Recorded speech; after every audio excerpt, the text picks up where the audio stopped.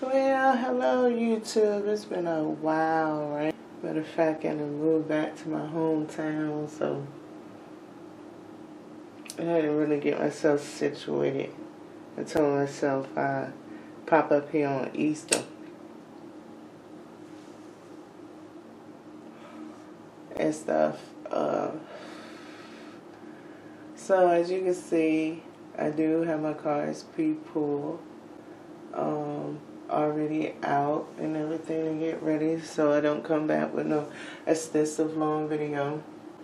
But I did want to get up here and do an energy update and record the video and post it to make sure I could even hear my own vibrations as I continue to walk, because I'm really going through a metamorphosis stage, and as a Scorpio, that's another form of a transformation, right? And I'm trying to maintain my big girl pants on this, because I feel like I have it, but at the same time I don't feel like being arrogant. And with all this Aries energy going on right now, even though the sun is now in Taurus, but this Aries energy is lit, right? Not just with the Chiron, but the fact that Neptune then went up in there and Mercury is there too. And I already knew that by my last video when I did post. I was talking about this Venus and Mercury retrograde bouncing back and forth with Pisces. So now Venus also going that route. So you'll see a little video up in the top of the video of how the cards came out, and I rolled dice and all of that stuff. So I needed my Bluetooth to charge up before I really wanted to come up here. And so I did all of that and got that out the way and meditated. So I'm not saying that I'm trying to, I'm just up here for a general energy update.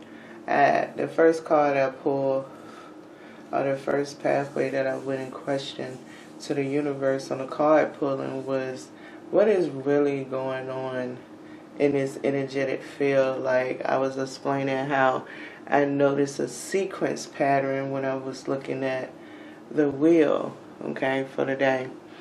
And what I noticed was how Pluto, of course, going to still be in Aquarius, right?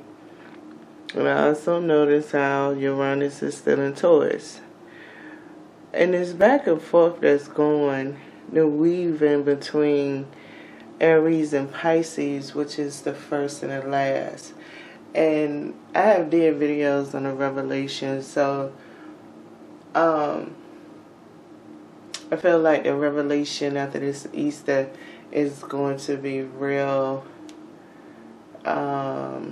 toxic. And I mean toxic in a good and a bad way, It's a lot of changes like that happen, especially with Neptune being in Aries, was during the 9/11 time and technology booming.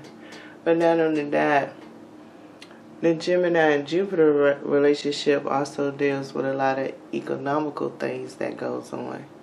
And right now, this is very unique, which I feel like this energy, especially with Mercury being in Aries right now, is so unique on the thought pattern that's going to be shifting, even with myself. Like, I'm being uniqueness in this 10-year cycle, because where I was living at, I've been there for 10 years and now I came back home.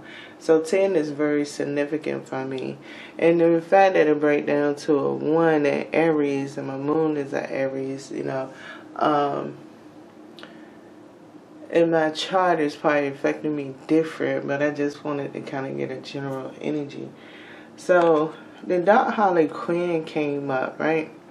So it's like, maybe I'm not the only one that's feeling like urges or nostalgia. Not only that, the nostalgia is so deeply manifested that you are attracting people in your daily environment, whether you're going to get coffee, whether you're getting gas, whether you're going to work, whether you're going to the grocery store, you're just having very intrusive, intriguing, it's two things. It's like a clash between the introvert and extrovert on the formatting of how the conversation is going, right? But yeah, everybody temper, I hope, is well maintained. It might not be throughout, of course. The news show you everything going on around the world, right? But the Dark Harlequin kind of speaks to that, right? And the shadow card for it was the cherry on top. So it's like indulging into this dark side of yourself. And to get more confirmation, that's where the sharing goes. So there is giving and receiving and giving. So that's definitely for sure. Now we have went through which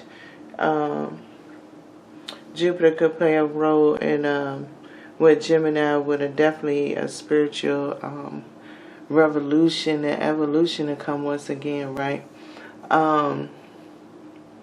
There's been a very strong talk of leadership ways and conducting and harnessing energy, and this energy's debate, I think, is going to be in an evolutionary dynamic of conversations now.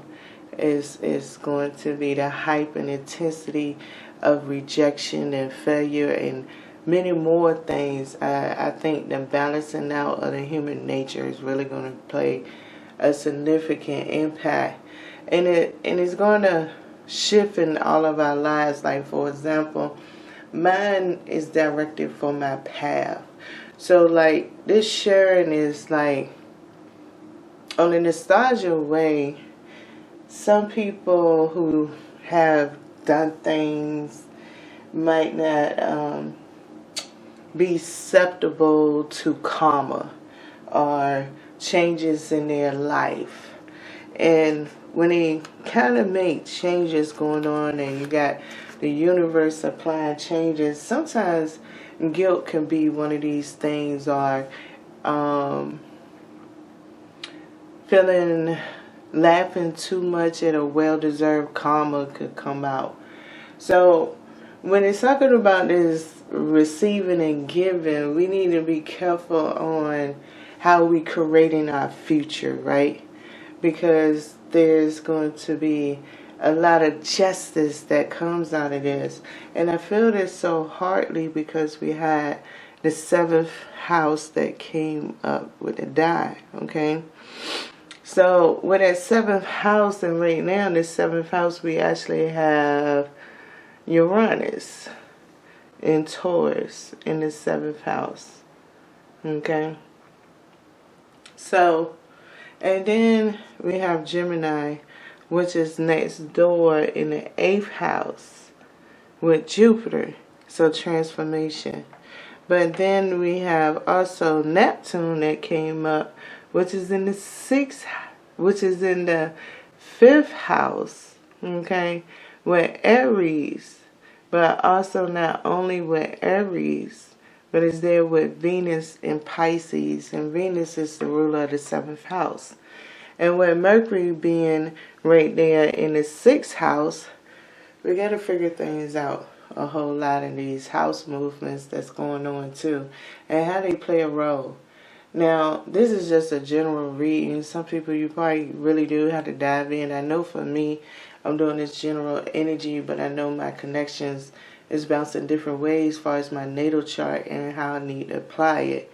And I can see this because some of my answers and where I needed to go is coming through. And that's the beautiful part of recording a video and then, posting it and sharing it. No matter what my views are, whatever's going on, it's just giving back to the universe and making sure that I'm open and is helpful and protection when YouTube don't try to fuck my shit up and stuff for myself, because what goes on the internet is always on the internet, no matter whether we delete it, who jack it, or whatever else.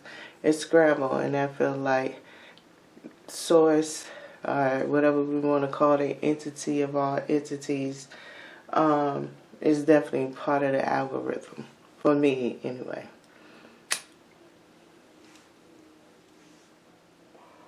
So, if you start a little video, you will notice that I also pulled some tarot cards out too. And so the first one came up with the Nine of Pentacles, and I felt like this was sweet. Because it's like within this Aries energy, we must have a balance within the selfishness and the self-centered. And we need to use both of them at the same time. And sometimes we might need to use selfishness and apply that theory a lot more in a situation.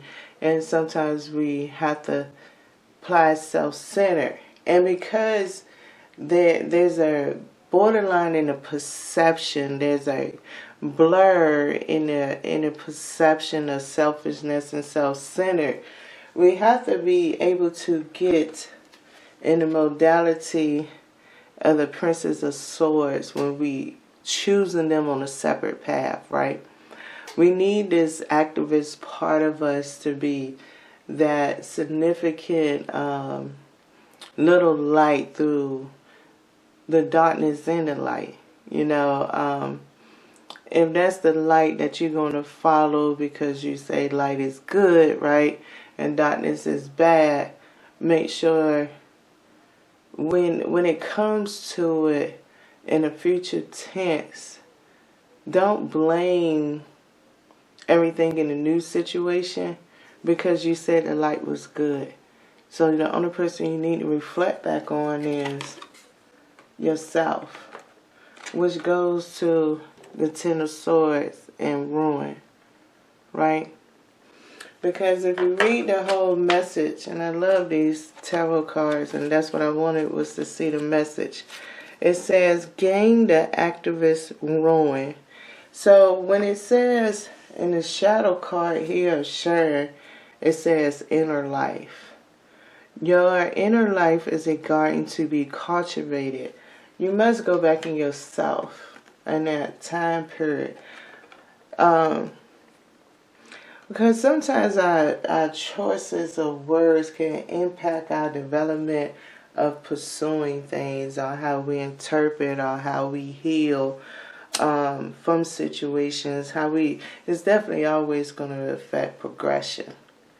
And that's a very key and sensitive point right here with all this Aries, because Neptune goes in retrograde in July of this year, and it goes back to Pisces in October. The last couple of days in Libra sun sign energy, okay, is going back into Pisces during this retrograde, and then it's in Scorpio. So what I'm trying to say is Gemini currently is in the 8th house, the house of transformation, right? Taurus is in the 7th house. So when we thinking about, like I gave an example, there's a blur between selfishness and self-centered. Well, there's going to be a blur within this Libra, especially with Pisces and Venus having a relationship, and Venus about to be shortly into Aries. Let me see what my little book say. Venus will be in Aries in, let's see,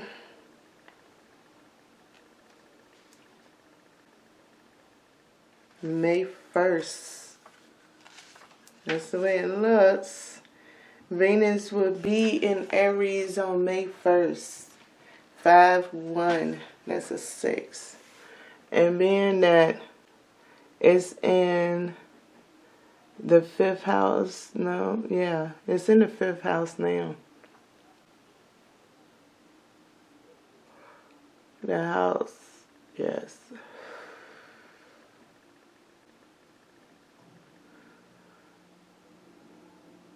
So, talking about the house of creativity. So the fertilization of things, and there's a lot of babies popping out, but the fertilization of things, especially also the fact that we're in a wood snake year, which is all about creativity and everything too, also has a significant impact.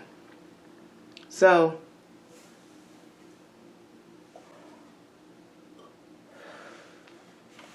this was the shadow card, swiftness, right? The Eight of Wands, communication. Communication, relationships, and all these dynamics when we're talking about it.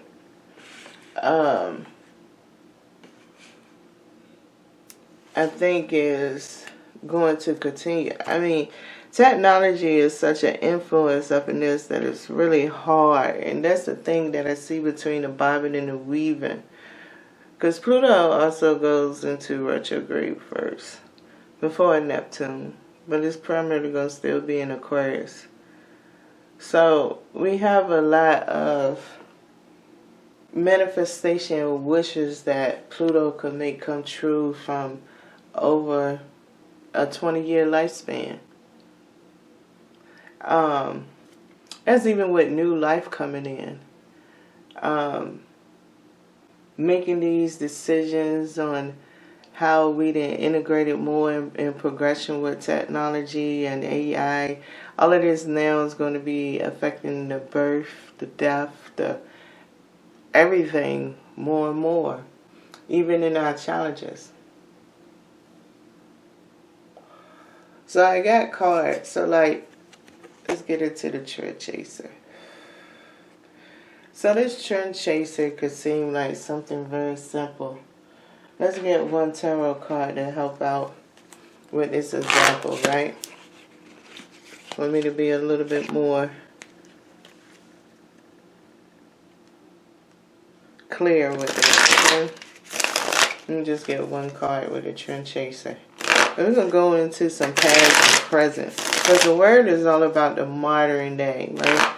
So we're going to get into some past with whatever tarot card comes out. Let's get a tarot card example to go with the trend chaser to help me communicate through this energy. One card, please.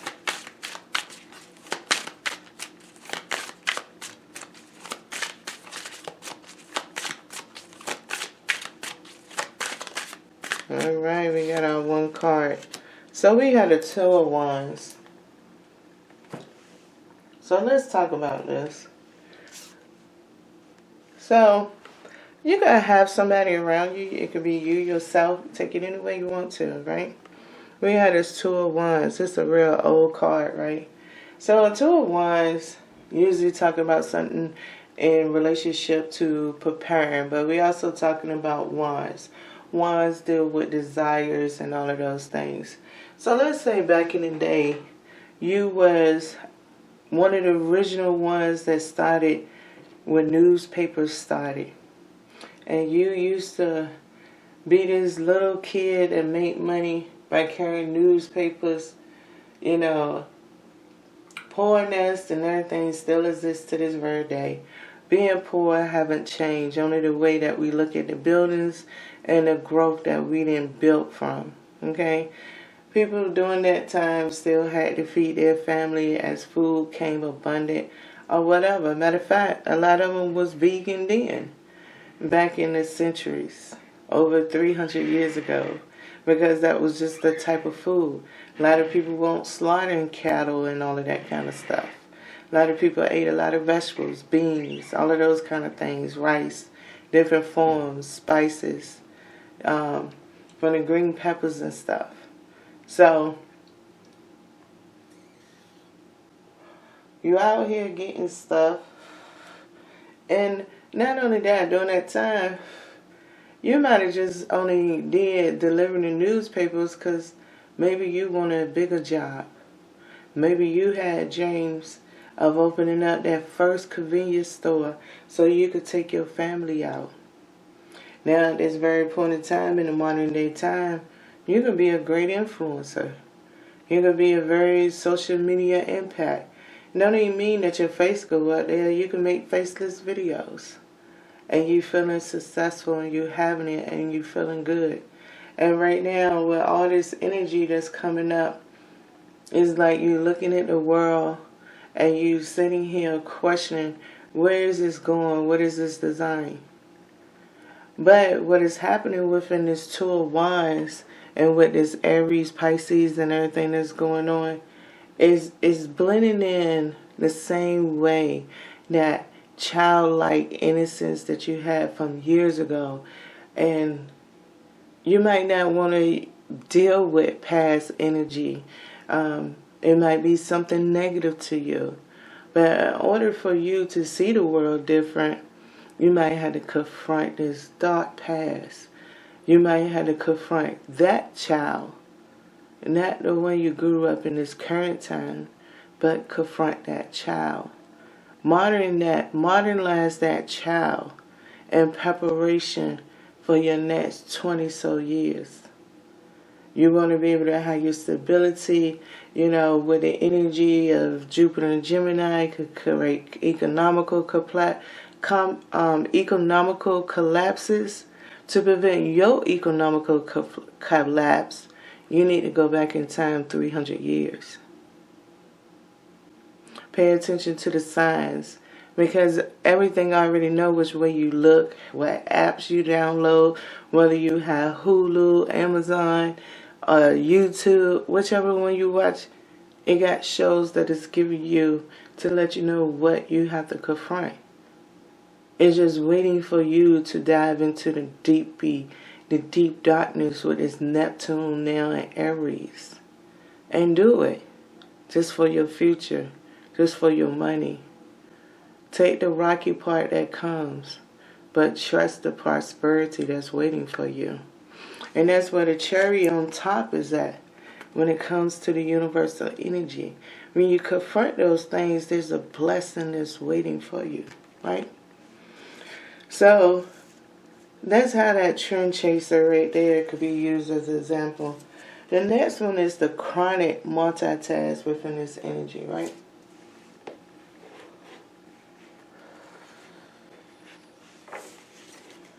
And let's get a chronic multitask.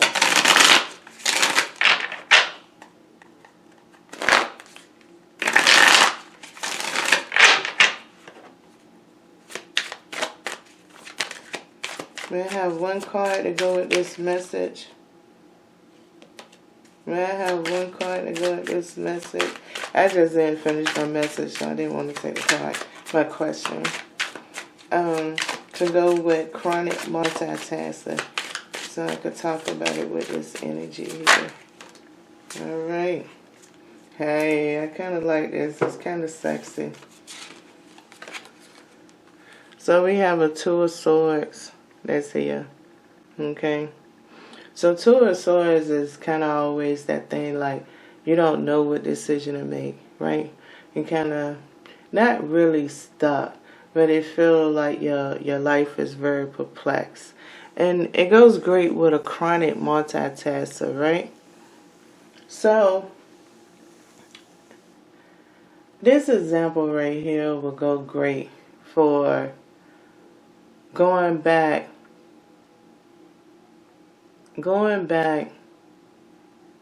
about 90 years, right?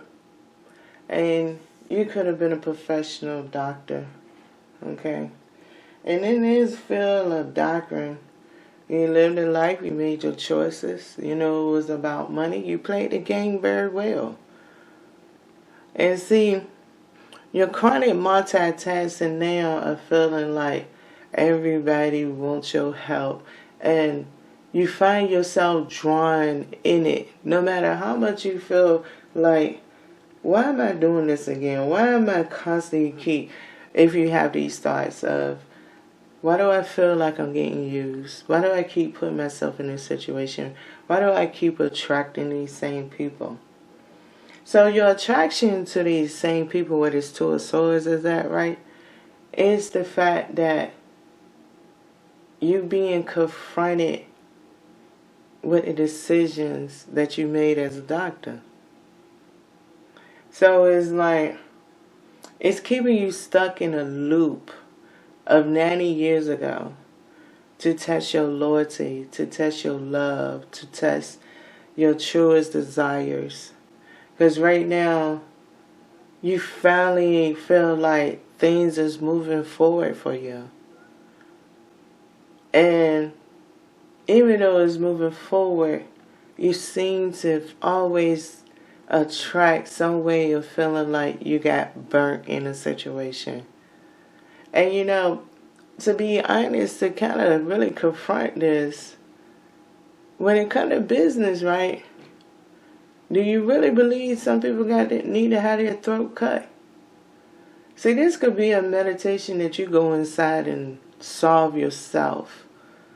And then when you begin to solve it, the dynamic of the people that you have been attracting to be burnt is now going to come clear. But the part of it when it starts becoming clear and the Two of Swords still be here with multitasking, right? It kind of how you unnerve, uncomfortable. You might feel like, I'm not trying to get in no confrontation. So whatever your spiritual background is, whatever your spiritual belief is, you're going to have to stand into that energy. That's just like when it relates to these cards as I translate, this game. This is what you're trying to achieve. You already know you got your changes going on. I just said it. But when you was doctor, you had a nice material gain life. Your attitude and the way, you know, people could tell you give good advice, you comfort, your vibe is right, and all of that is the residual energy of your past life. Because business was business. You went to work. You applied the rules. Only you knew at that time, just like anybody who's in that position now, know what happened behind the scenes. Compared to people who don't, but might feel like they get mistreated. Or this is wrong, or that is wrong, and it could be done better. Right? That's when the Prince of Swords are activists. Those people that come your way making you feel like you burnt. That's the activist side. And then the Ten of Swords, the ruin. That's where you got to go inside. Because somewhere right now, your business thesis still comes from when you was what you used to be. There's a business thing that you have. There's a business code that you go by. And that's where your Ten of Swords is at. And you have to look at that Ten of Swords, that business thing, and your whatever you want to believe you is, and apply it to what you used to believe that you probably could have been. And blend that into that Two of Swords. That's that multitasker. You have to take what you used to be, what you want to be, and what you are. That's multitasker. And that's a Two of Swords dynamic. And you have to meditate on it. And you must put it and keep it. Your safest guard is what you believe business is now. Be true to yourself. And it's going to change on the outside.